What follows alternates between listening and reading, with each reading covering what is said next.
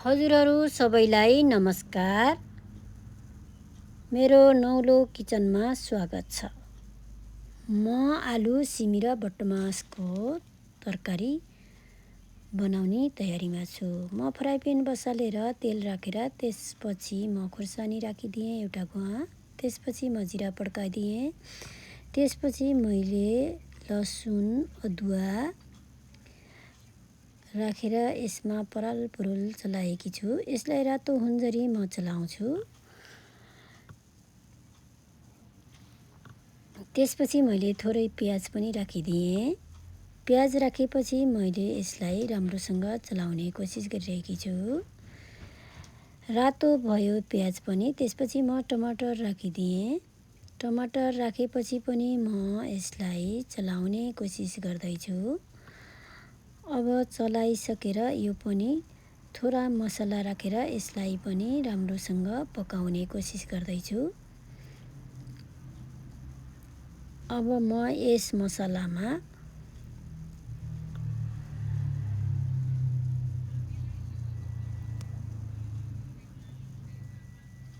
म अलिकति भट्ट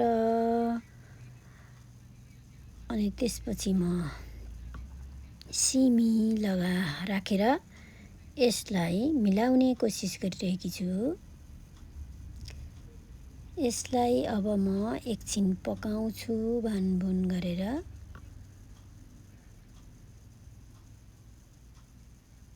सानो ग्यास बनाएर, ठुलो बनाउने हो भने त डढिहाल्छ। यसलाई सानसानो ग्यासमा म पकाउँदै जान्छु।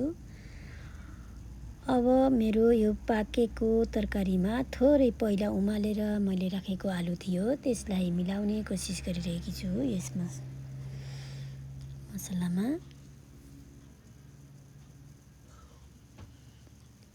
त्यसपछि म यसलाई चलाउँदै जान्छु।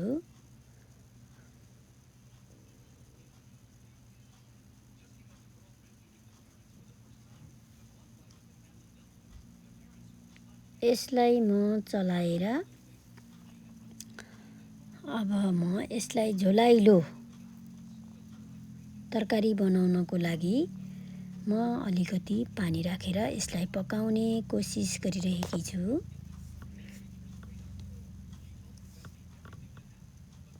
अब यतिखेर मेरो तरकारी पाकिराखेको छ।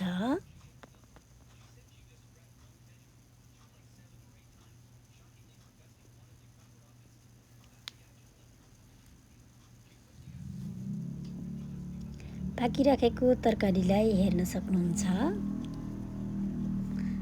अब म ढक्कन खोलेर यस तरकारीलाई हेर्ने कोसिस गरिरहेकी छु कस्तो भएको छ।